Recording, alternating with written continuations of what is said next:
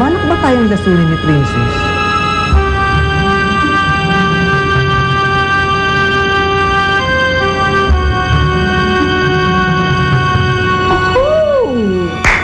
Of course not, Mom. Ito ang paraan ni Princess para makatakas tayo. Oh? Talino talaga ng anak ko! Ang apo ko! Ay, talino! Ayan, ang sisiba nyo kasi! Buti nga. Tsaka punta. Tsaka naman.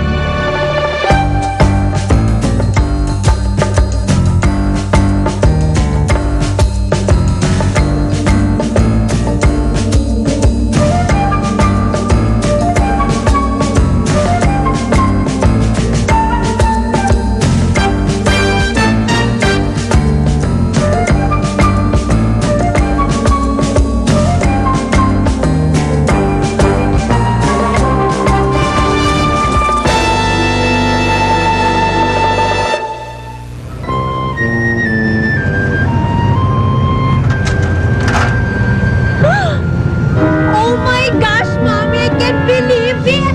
It's my dream car!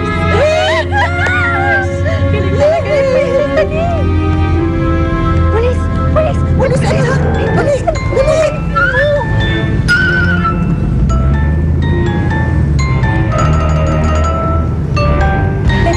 Teka muna.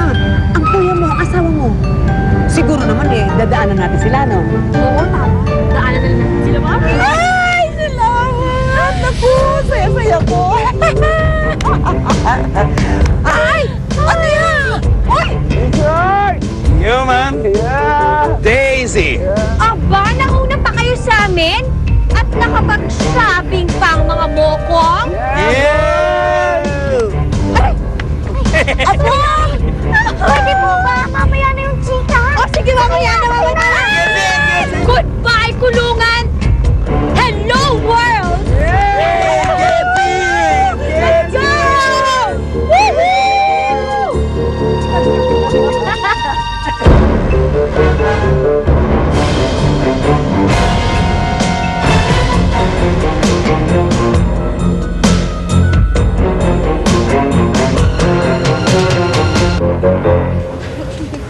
Tingnan mo to. Marcela, makakabuti sa'yo to.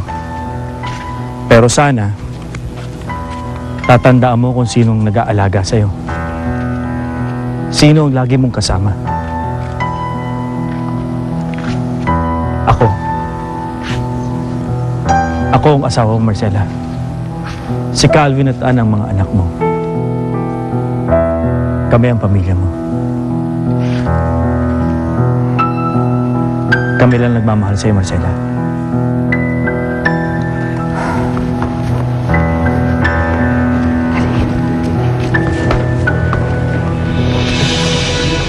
Ma! Anong ibig sabihin yan? Simon, konting panahon lang naman eh. Malay mo naman, makabuti kay Marcela. Hindi ba kahapon, hindi mo ba napansin? Hindi naman nagtakot si Marcela sa kahit na sinong bata. Oo, malay mo, masasanay din yan. Ako ang doktor, Mama. Ako ang nakakaalam kung ano mas makakabuti kay Marcela. Hindi. Ikaw lumaso sa isipan niya. Hindi ka namin titigilan. Simon, please, pagbigyan mo na ang mga bata na makapiling ang kanilang ina. Mama naman. Hindi nga tayo nakakasiguro kung anak ka talaga sila ni Marcela eh. Anak sila ni Marcela. They have pictures to prove it. Mama, napakadali na hong retokuhin ng mga pictures. Kaya hindi ho ito prueba. Sana man lang, pagbigyan mo na ako, Simon. Please naman. Please lang. Sige. Pagbibigyan ko ho kayo.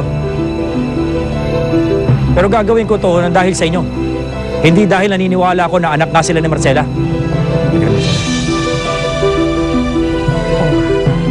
Ayan. Pumayag na ang Simon ninyo.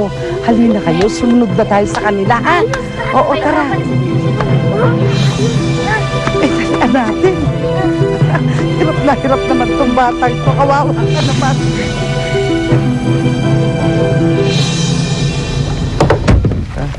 Gagas ko.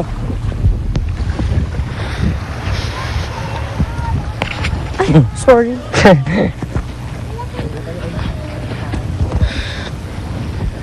Dad!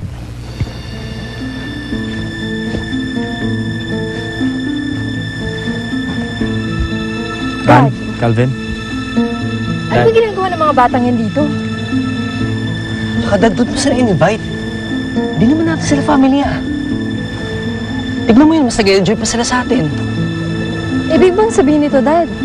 Tinatanggap mo na ng mga anak sila ni Mami? Of course not. Pinagbibigyan ko lang ang lola nyo. Ang mabuti pa, pumunta na kayo doon. And try not to be rude, okay? Sige na.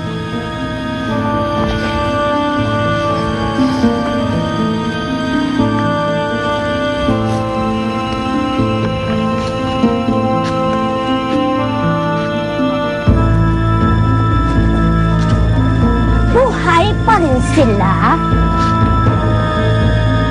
At kung nandito kayo, para kunin ang kalahati ng bayad nyo, nagsasaya lang kayo ng oras.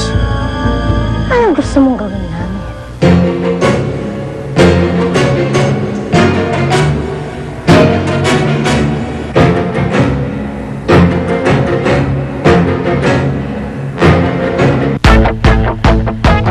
Can you spot the pulpy?